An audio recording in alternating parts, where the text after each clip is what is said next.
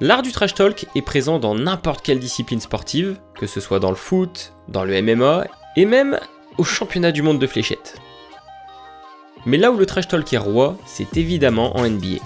C'est une marque de fabrique, c'est un mode de vie pour certains.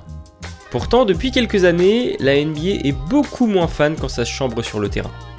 Mais bordel, qu'est-ce que c'est génial de voir des mecs qui font monter un peu la pression.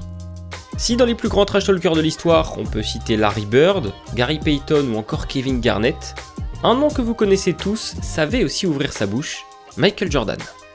Et là où il était très fort, c'est pour répondre quand on essayait de le chatouiller un petit peu. Aujourd'hui, je me mets en mode Père Castor et je vais vous raconter une histoire qui montre pourquoi il ne fallait pas trash talk monsieur Michael Jordan.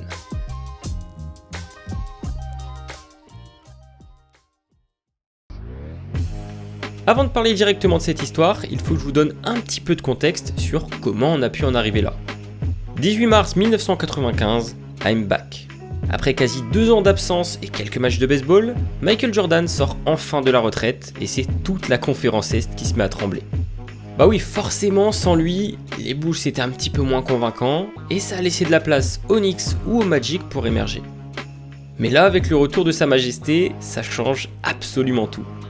On sait qu'il ne va pas redevenir monstrueux en un claquement de doigts, mais je vous assure que vu la détermination du bonhomme, il y en a qui sont pas bien. Premier match face aux Pacers, 19 points à 7 sur 28 au tir, ponctué d'une défaite. Le retour sur les parquets n'est pas idéal. Pourtant, en à peine quelques matchs, on retrouve le Jordan des grands soirs.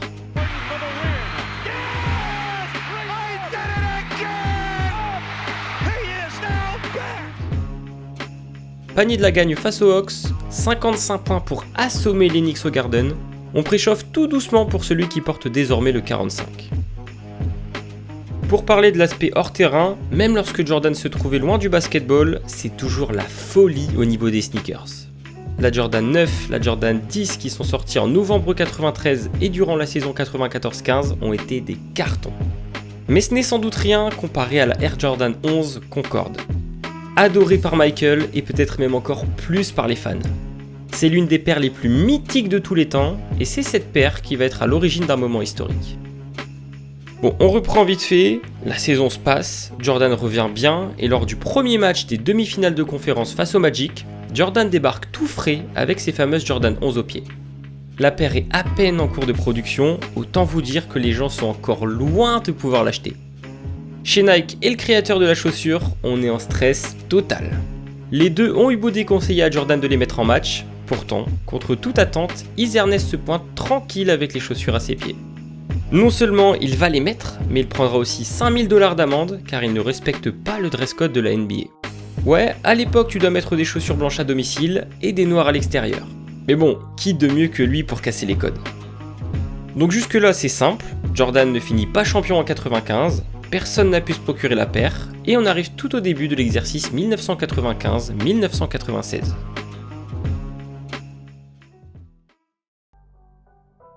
Michael, qui a réenfilé le numéro 23 depuis la saison précédente, sort de 3 matchs remportés assez facilement avec les Bulls.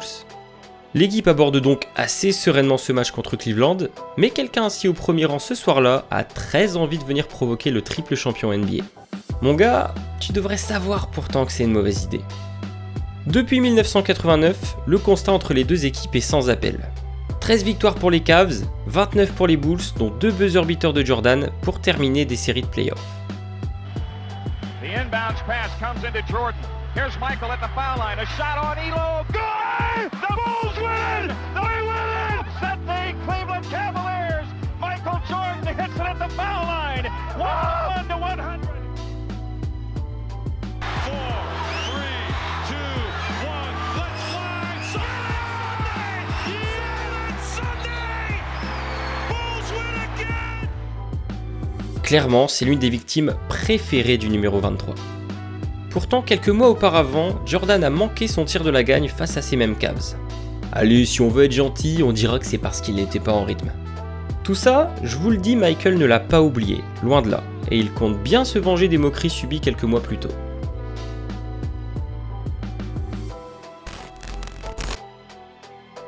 Les Cavs, quant à eux, restent sur 3 grosses défaites contre des super équipes de l'Est, et on peut dire qu'ils arrivent le couteau entre les dents. Au vu de l'effectif, ça paraît être comme un accident de parcours. Il y a du Terrell Brandon qui sort d'une saison très prometteuse et des joueurs plus confirmés comme Dan Mayerley ou Michael Cage. Normalement les Bulls se sont au-dessus, mais prudence, en face on a du répondant. La rencontre commence et Jordan débute plutôt timidement. Jordan off a screen by Longley. Bag compliments of wholesome bread. On est à la moitié du troisième quart et Jordan pointe seulement à 11 points inscrits à 5 sur 14 au tir. C'est quand même pas bien fou. Une réussite inhabituelle, surtout quand on voit les performances qu'il a pu faire en début de saison. Après tout, ça arrive même aux meilleurs d'avoir un coup de moins bien sur un match. Mais avec la performance du soir et l'échec de l'année précédente, Jordan 11 au pied, un fan des Cavs va se moquer gentiment de Michael. Et il va juste prononcer cette petite phrase de trop qui va suffire à réveiller la bête.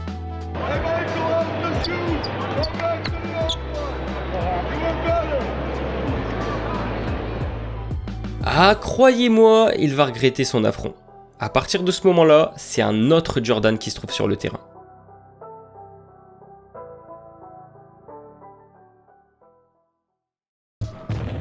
Il se met tout doucement en rythme, et après quelques paniers consécutifs, il se permet de pointer du doigt le fan qu'il avait chambré juste avant.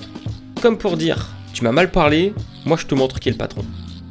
Une leçon de scoring sur la tête des Cavs avec 23 points en deuxième mi-temps. Mi-distance, 3 points, lay-up, il leur fait la totale. On était à 67 partout dans le troisième quart et on va finir le match sur un 106-88. They're in the red zone. Michael sees it winding down on the follow-away. Ring it out. Oh, and he hits the little... Alors oui, les Cavs vont complètement s'effondrer sur la fin de match, mais le coupable après cette défaite, ce ne sont même pas les joueurs. C'est bien ce fan assis courtside qui a osé provoquer Michael Jordan. Et ce qui rend ce moment encore plus légendaire, c'est ce qu'il va se passer juste après que Michael soit sorti. Il vient de finir le boulot tout seul, et au moment d'aller s'asseoir sur le banc, il regarde droit dans les yeux le fan en question, avec un chute qui fait très très mal. Ah, je peux vous dire que le mec rigole là, mais il rigole bien jeune. Cette année-là, Cleveland se fera déboîter par les Bulls lors des autres rencontres, mais si ça peut vous rassurer, c'est tout le monde qui va prendre tarif.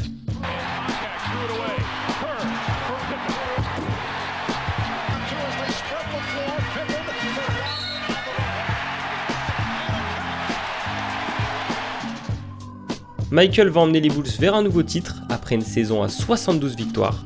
Faudra quand même attendre 20 ans pour que les Warriors battent ce record.